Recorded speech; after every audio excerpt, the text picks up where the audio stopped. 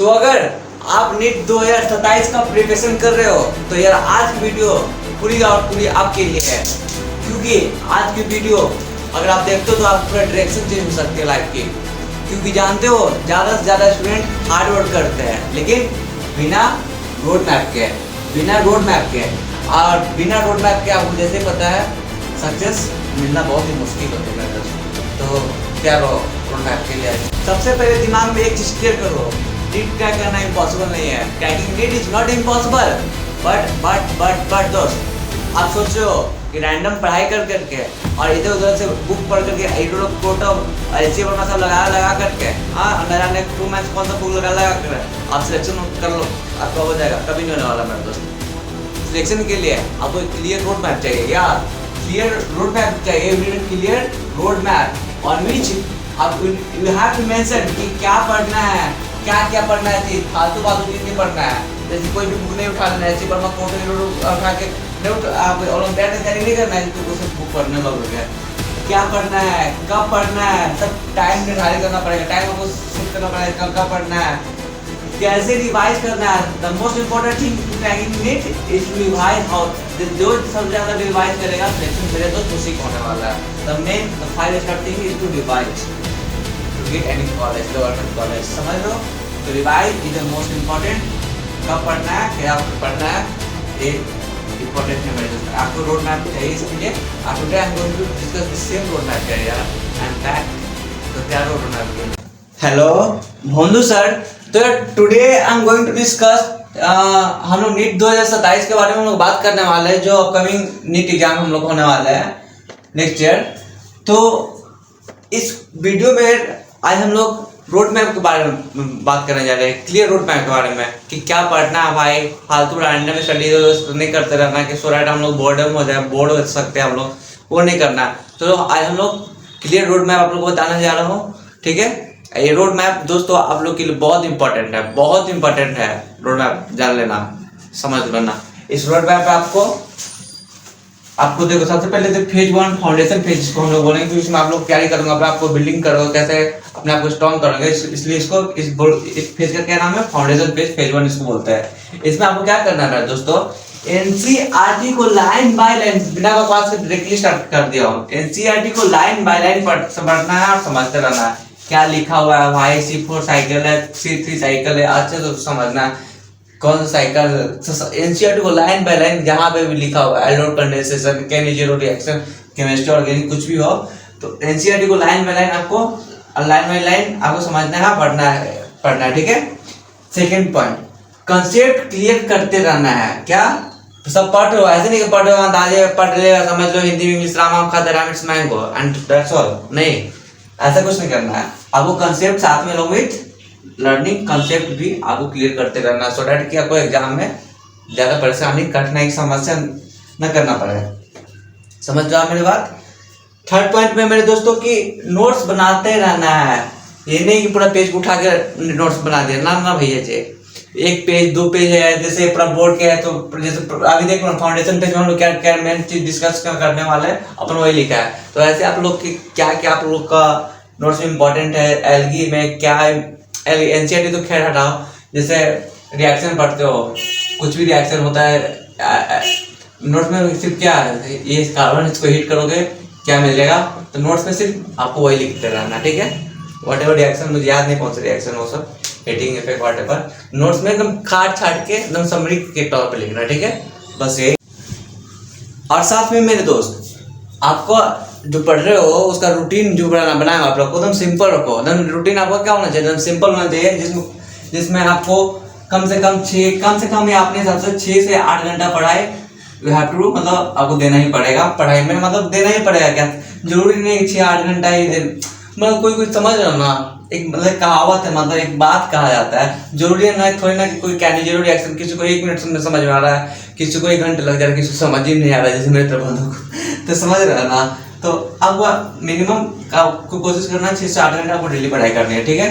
तीनों सब्जेक्ट को डिवाइड करोगे, हाँ भाई, फिजिक्स पढ़ना है, केमिस्ट्री पढ़ना है, बायो पढ़ना है, कौन से समय को कब पढ़ना है, आपको अकॉर्डिंगली अपने हिसाब से उसको क्लियर करते चलना है, ना कि रैंडमली कुछ भी पढ़ते जा रहे, कभी भी कोई भी उठा लिया आदमी केमिस्ट्री उठा लिया, इनऑर्गेनिक, वो बायो, ऐसा कुछ नहीं करना है।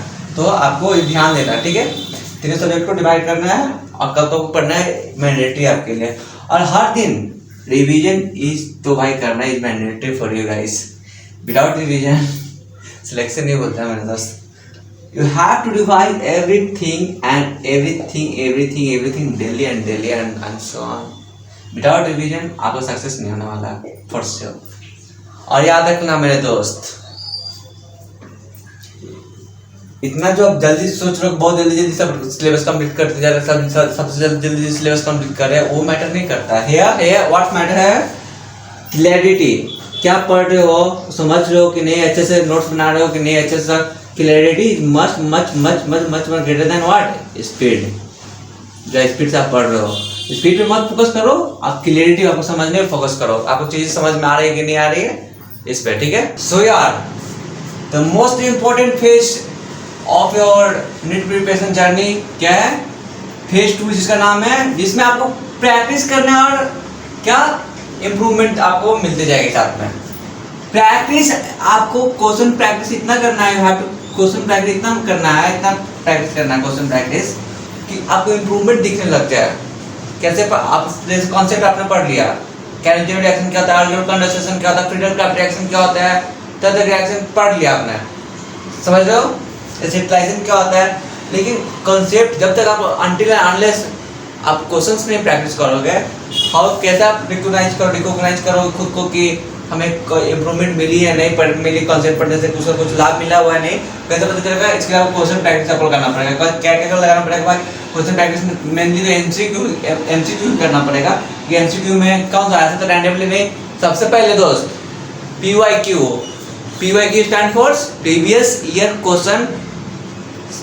ये गलती मत मेरी तरह बिल्कुल मत करना कि इसको छोड़ देना भाई साहब। एनटीए इसके अलावा अपने सिलेबस से अलावा कुछ नहीं रहता। फालतू पढ़ने लोगों एच वर्मा जहाँ से 1-2 क्वेश्चन का कोई गारंटी नहीं है, 600 मार्क्स कंफर्म नहीं करो, 720 सोचोगे तो यार नहीं होने वाला। सब first the foremost what you need to do, solve करना है आपको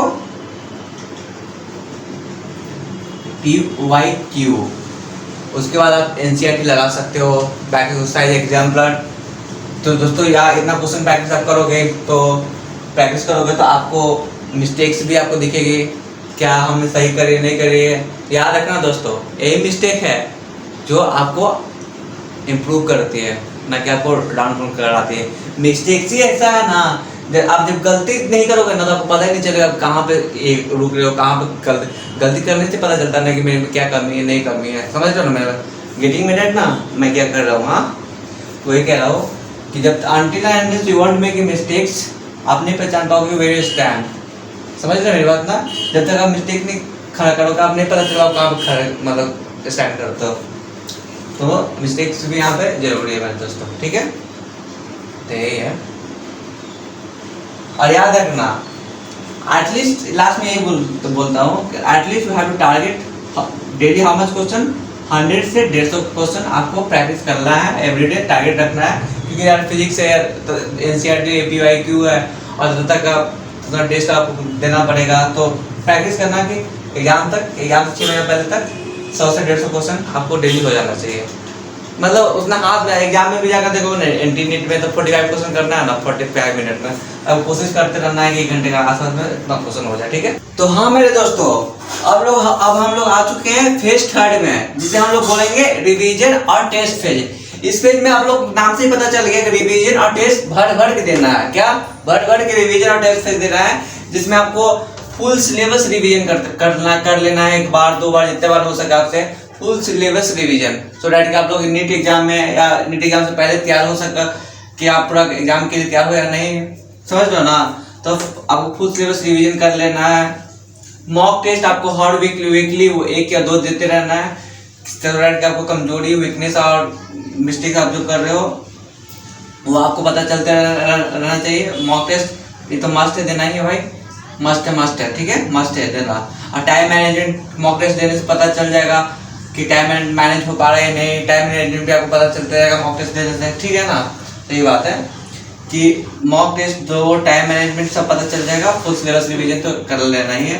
फेज 3 है और मेरे दोस्त सबसे ज्यादा इंपॉर्टेंट क्या है, टेस्ट एनालिसिस। जो आप लोग टेस्ट दे रहे हो, हर वीकली टेस्ट दे रहे हो, 1 या 2 दे रहे हो, टेस्ट एनालिसिस करना, क्या आप कर रहे हो, नहीं कर रहे हो, क्या मिस्टेक हो रही है, नहीं हो रही है, गेटिंग मी डैट। तो ये सब टेस्ट एनालिसिस करके जो आप गलती कर रहे हो, ध्यान देना, जो आप गलती कर रहे हो उसे आपको दोबारा रिपीट नहीं होने देना है। अगर रिपीट कर लोगे ना तो हर गलती 1 बार 2 बार 3 बार होनी चाहिए ना भाई। अब कितना बार गलती एग्जाम में भी जाकर गलती करो तो नहीं चलेगी ना। तो क्या, गलती करो लेकिन you don't have to repeat that गलती, समझ रहे हो ना। आपको गलती को दोहराना नहीं, कर सकते हो जितना करो लेकिन एग्जाम से पहले तक। एग्जाम में जाके मारना 3 मार दिए 4, ऐसा नहीं करना आपको, ठीक है। सबसे इम्पोर्टेंट गलती तो याद रखो मेरे दोस्त, सबसे ज्यादा डिफरेंस टॉपर स्टूडेंट और क्या बोलते हैं एवरेज स्टूडेंट में डिफरेंस क्या होता है। दोनों में टॉपर एवरेज में आप सुनते हो अंतर क्या, बहुत टॉपर बहुत पढ़ता है, रात भर पढ़ता है, और ये एवरेज थोड़ा कम पढ़ता है, ऐसा कुछ नहीं होता। तो biggest difference between among topper and average student is what, discipline और उनका माइंडसेट। वो कांस्टेंट लगातार कंसिस्टेंसी के साथ एक डिसिप्लिन मेंटेन करते आ रहे हैं साल भर 2 साल। तब जो लोग सुनते होगा जिनका फर्स्ट टाइम उनका क्लियर होगा, फर्स्ट टाइम बच्चा पढ़ने में तेज है, कुछ भी तेज नहीं भाई, सबका दिमाग एक ही होता है। जो कचरा बेच रहा है, जो चुन रहा है, और जो हम लोग किसी का भी, सबका दिमाग एक ही होता है। बट वो लोग क्या होता है, लगातार निरंतर अभ्यास करते रहते हैं। एक माइंड सेट उनका हो जाता है कि नहीं, साल भर 2 साल जब तक एग्जाम न दे तब तक उनका ये करते रहता है, उनका माइंड सेट हो जाता है मेरे दोस्तों। तो डिसिप्लिन मस्ट बहुत ज़्यादा इंपॉर्टेंट है। आपको साथ में वो लोग ये भी फॉलो करते होंगे, आप लोग नोटिस करते होंगे फोन डिस्ट्रैक्शन। आप लोग बहुत लोग प्रॉपर लोग बोलते हैं फोन डिस्ट्रैक्शन अवॉइड करना है। फोन आप लोग पता है कभी रील्स देख लो, बाद में वो आ गया, वो देख रहे हो कुछ भी आ गया, तो ऐसा कुछ नहीं है। तो फोन डिस्ट्रैक्शन से भी आपको बचना है, ठीक है। फोन ज़्यादा इस्तेमाल नहीं करना है, मिला जुला का अवॉइड करना है आपको। कंसिस्टेंसी मेंटेन करना है मेरे दोस्त। क्या बोला अभी, कंसिस्टेंसी ऐसा एक चीज है ना दोस्त, परफेक्शन के पीछे भागोगे तो नहीं कुछ होगा। Consistency much greater than what your perfection. Perfection सोच लो कि नहीं अच्छे से पढ़ ले रहे, अब कितना बार सोचोगे लिविंग वर्ल्ड कंप्लीट हो रहा है, कितना आज तक पता है मैं लिविंग वर्ल्ड एक चैप्टर ही कंप्लीट नहीं हुआ, सच बता रहा हूँ। आज तक मेरा लिविंग वर्ल्ड ही कभी कंप्लीट नहीं हुआ था मेरा, कभी परफेक्शन 20 बार। आपको एक बार पढ़ लिया ना तो हो गया, जरूरी थोड़ी ना भूल जाओगे, ऐसा कुछ नहीं, भूलना उलना कुछ भी नहीं होता है। बट क्या होता है ना, लगता है कि मैं भूल जाऊंगा, परफेक्शन के पीछे भागते रहोगे, लेकिन नहीं, एक चैप्टर पढ़ लिया अपना तो दिल को हो गया, अगले चैप्टर पढ़ो, नहीं तो बहुत 97 चैप्टर 80 चैप्टर सब दो घट दूंगा लगो, तो नहीं होने वाला मेरा। कंसिस्टेंसी मेंटेन करना है, ना कि आपको परफेक्शन के पीछे भागना है। And third is what, daily study habit आपको बनाना है कि हाँ भाई 6 से 8 पढ़ना, 8 से 12 पढ़ना, 8 से 4 पढ़ना है, मतलब जो भी पढ़ो 2 पैसा पढ़ो या 4 पैसा पढ़ो, लेकिन आपको what need to maintain a what daily study habit. आपको अपना निरंतर अभ्यास करते रहना है, आप पढ़ते रहना है, तो तब ना आपका माइंड सेट बन जाएगा, तब ना आप डिसिप्लिन से पढ़ते रहोगे, तब ना आपका सिलेक्शन होगा। लास्ट में ये बोलना चाहूँगा दोस्त, मोटिवेशन क्या होता है, motivation is temporary but discipline is what, it is your permanent. Motivation का आपको हाँ लगेगा, हाँ भाई एम्स दिल्ली में सिलेक्शन हो जाएगा, 2 मिनट को ऐसा बोल जाएगा, नहीं दोस्तों आपका एम्स दिल्ली में सिलेक्शन करा दूंगा, 1 घंटा सिलेक्शन करा दूंगा, आपको खुद नहीं होगा सिलेक्शन करा दूंगा।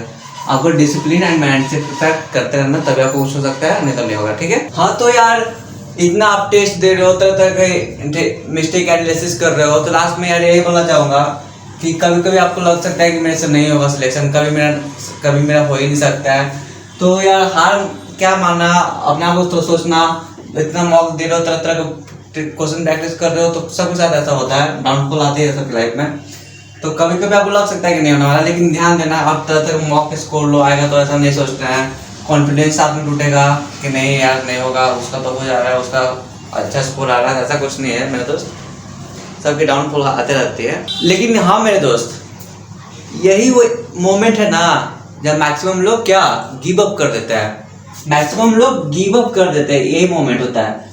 और यही मोमेंट है जहाँ आपको रुकना नहीं है, आपको लोग इसको लो आ रहा है तो लो आ ही रहा है, हम तैयार करते 2 नंबर आ रहा है, 5 नंबर आ रहा है, घंटा कोई फर्क मेरे को तो टेस्ट में 3 नंबर 5 नंबर आता है, फिर बेसर की तरह जाकर एग्जाम में बैठ जाया करता था टेस्ट में, सच्ची होता था 3 नंबर 5 नंबर 10 नंबर 15 नंबर का अपना मेरे चैनल पर अपलोड भी होगा 10 नंबर 15 नंबर मेरा आउट ऑफ 720 आया है, अपलोडेड भी हो वीडियो को।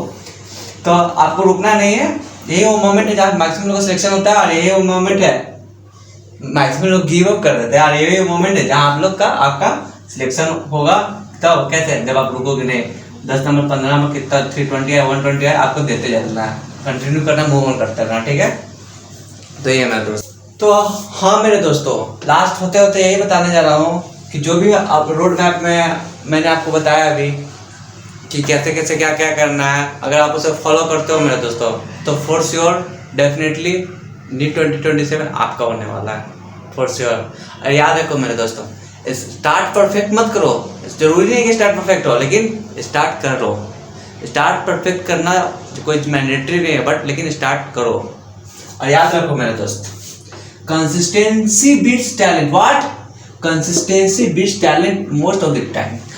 आप ये एक बार एडवांस का जे एडवांस वाला रोलिंग वाला मोशन वाला सवाल कर ले रहे हो, और यहाँ यूनिट आंसर का वाली नहीं है, तो क्या कंसिस्टेंसी लगातार कम पढ़ो, 2 ही पैसा पढ़ो, 2 ही वर्ड पढ़ो, लेकिन लगातार पढ़ो, 2 वर्ड पढ़ते पढ़ते 365 2 टाइम्स करो तो कितना हो जाएगा, समझ लो ना, 700+ हो जाएगा, समझ लो। कंसिस्टेंसी टैलेंट को बीट कर देते हैं मेरे दोस्तों, इसलिए कभी कभी आपने सुना होगा फेलियर भी कभी कभी एग्जाम क्रैक कर लेते, टॉप कर लेते। कैसे है? जस्ट ये फॉर्मूला इस्तेमाल करते, व्हाट? कंसिस्टेंसी, बस कहानी का। तो हाँ मेरे दोस्तों, लास्ट में ये बोलना चाहूंगा, अगर आप 2027 के नीट एस्पिरेंट्स हो तो कमेंट में लिखना नहीं भूलना, I have started this journey, I have started this road map accordingly, समझो। और इस वीडियो को सेव कर लो, क्योंकि तुम्हारे रोड मैप का या आपके रोड मैप का वीडियो है, सो डैट क्या कभी आपको जरूरत पड़े मेरी तरफ भटक जाओ तो देख लो सको, ठीक है। तब तक के लिए बाय बाय, जय खातू श्याम।